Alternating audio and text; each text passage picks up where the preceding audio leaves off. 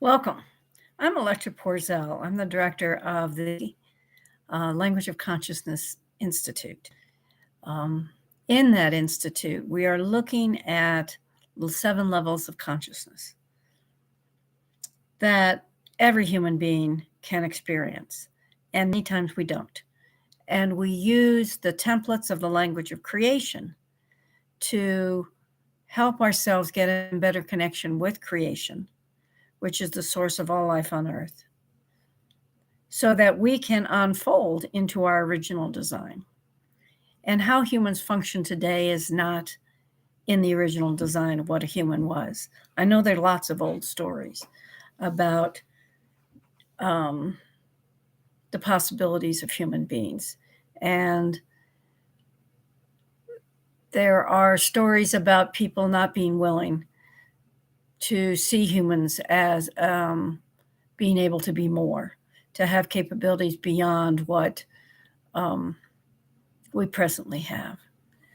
We're a very limited version today of what human beings could be.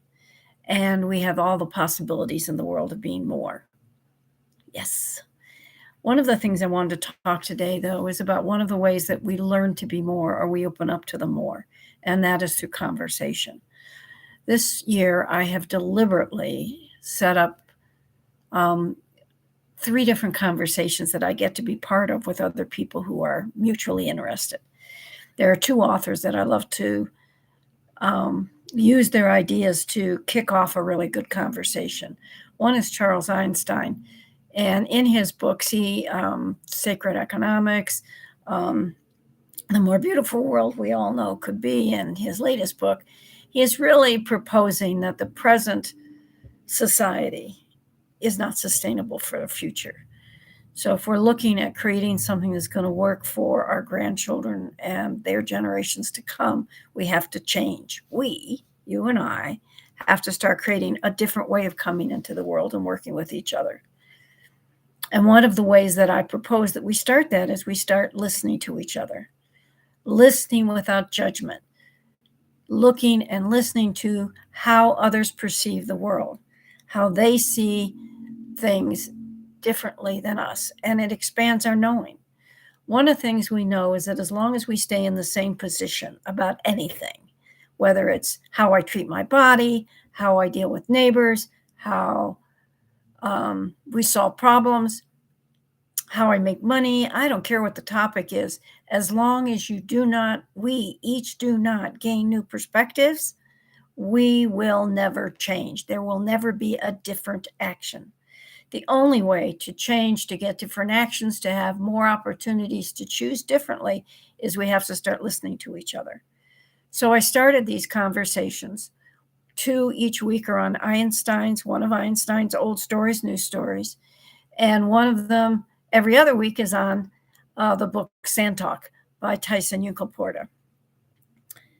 Fascinating. I will have to say there's not a greater gift in the world than be able to sit with others,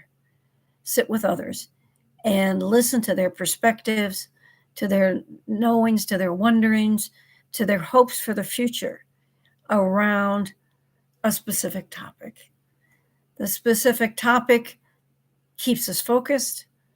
The wonderings look for evidence. The wonderings look for possibilities. And that's what we want in the world. And I urge you, find a place to be in conversation. You can get in my conversations. The ones in April are on Tuesdays are on at 10 a.m. Pacific, and in the evenings there on Thursdays at 5:30 Pacific. The Sand Talk are Wednesday mornings. I think it's at 10 a.m. Pacific. And I've put the links in the article that comes with this video. Why do I encourage you to do that? Because what else are you going to do now to gain new perspectives, to look at the world differently, to look at the elements within the world differently? Today's had to do with the self-esteem. Does it really exist? Is it something that we've seen manifest, and what is its impact? And then what have we seen when people work together to come a greater whole? And do we see that there is when people shift, not only is trauma passed down on genetic, the DNA line, but hope and future and different ways of being can be passed on the same line. What do you want to pass to the next generation? You may not be a parent. You may not be an aunt or an uncle, but you impact the world how you be. I don't know if you've ever heard of the mirroring genes. Basically, they say that people will, our bodies mirror somebody else's that pays attention to what's going on in the other person. And whether you're the only interaction or whether you're one that has sustaining interactions over time, we make a difference in others' lives. So how we choose to respond to the moment, the way that we choose to be with another, to open up to another, to open up to the energies that are happening around us, and choosing to act differently, to take advantage of all of the energies that are coming from the greater dimensions to support us, and not hide from them, not hide in the past, not hide in the old story. That will make a difference for coming generations. I chose to live in Denver, Colorado because my grandchildren are here, because I wanted an ongoing relationship with them so that I could be part of the shift for them that would allow them to live the life that I hope for them, and not one that is in a tumult that our world is right now. So I was going to talk about all of the different ideas that were out there in these groups. And what I felt at the end of it was the most important thing to impress you with was to say, be in conversation. Join my conversations. If you can't join my conversations, find other groups of people that are in the model of listening and opening up to, that may not have your same background, that may have some things in common. The people that come to my groups happen to know me from a common group of about 100 people that we're part of. But they also come from very different backgrounds. My background came from the training world, the healing world. Another gal comes from healthcare and was a nurse. Another gal comes from the world of therapy. But it isn't just our professions. It's what happened to us as kids. What was our perspective?